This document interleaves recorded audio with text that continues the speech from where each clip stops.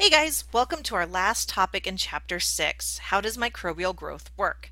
I know we've been overwhelming you with vocabulary in the last two topics, so this one, hopefully you'll be able to take a little bit of a brain break in the vocab section and put a little bit of work towards applying some of the concepts we've been working on this chapter.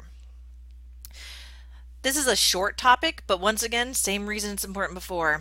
If we know how microbes grow and what their growth rates are, we can control them and use them for laboratory work.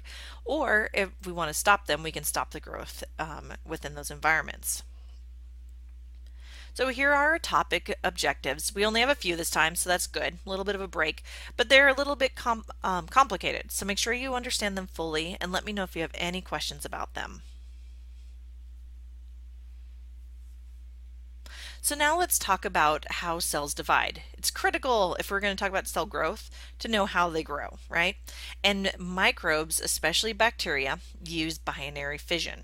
They divide, or I guess it's they divide bacteria will divide with binary fission. They're the only ones that do that. Eukaryotes use mitosis. So bacteria in bacterial binary fission, one bacteria cell becomes two. So it's very similar to a mitotic process, except for in this case, it's more basic because there's less involved in this. The most important part of binary fission is that the genetic information and the ribosomes and everything else get copied. Otherwise, when the cell splits, we're going to have one cell with half the information, one cell with the other half.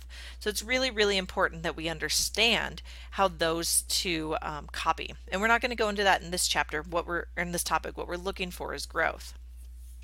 So rate of bacterial growth. There's a couple important terms. I know I said there wasn't going to be much vocabulary, but there is a little bit of vocabulary, just a little bit. So generation is the time that it takes for a population to increase by a factor of 2.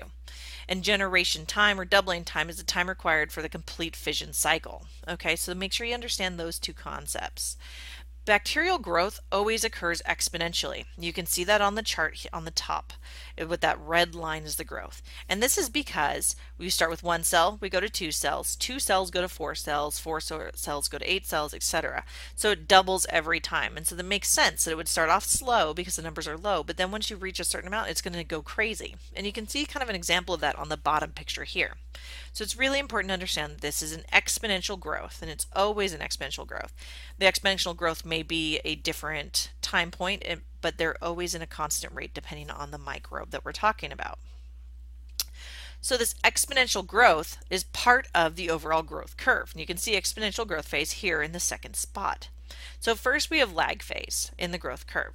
In lag phase, the bacteria is getting used to its new environment. There's only a few cells, so it's not rapidly dividing. It's really, really slow. Okay, then we had that exponential growth phase that we were talking about, and this will continue for as long as you have plenty of nutrients and environmental space. Okay, so as long as it's not too crowded, you'll keep going. So if you take a small inoculum into a large volume of media, your exponential growth phase is going to last longer than if you take a large inoculum and put it into a small amount of media. This is why in lab we tell you to just take a little bit, because then it'll keep your cultures in the growth phase when you come back in 2 days, as opposed to taking a big old swipe from your previous inoculum. We then reach the stationary phase. This is where nutrients are starting to run out, waste products are starting to build. It's kind of like in a big city, right? There's not tons of space. And so what happens is some of the microbes are going to begin dying, and they're going to die at the rate the new cells are being made. And so that's why it flattens out. And this is your stationary phase.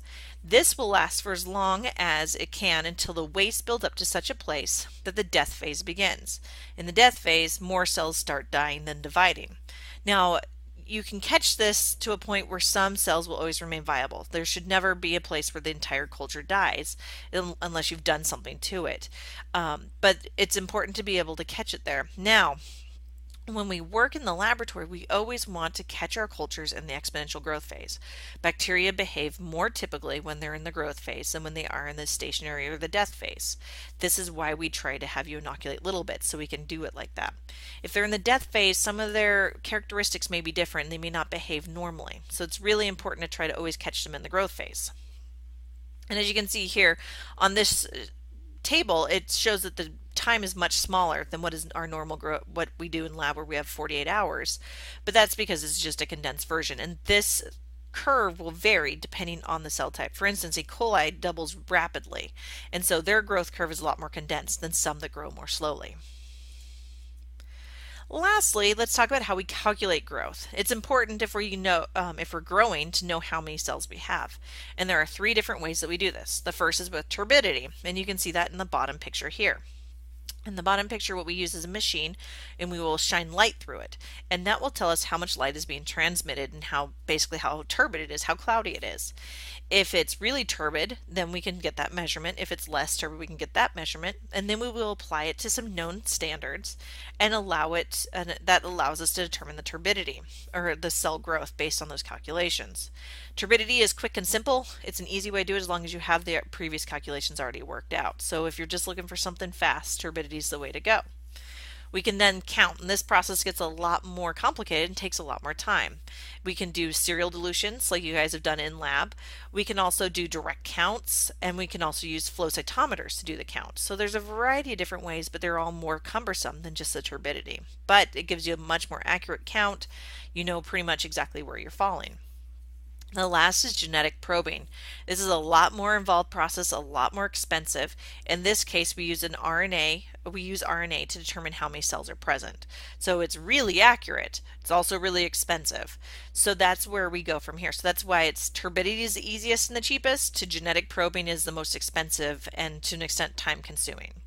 So that's the three different areas. So make sure you understand how that works. And I know this topic was really short, but we're at the end, so you get a little bit of a break from it after we blew your minds in the last two topics. So make sure you review those objectives and let me know if you have any questions. Growth curves are really important, so make sure you fully understand exactly what's happening in each of those phases. And let me know if you have any questions.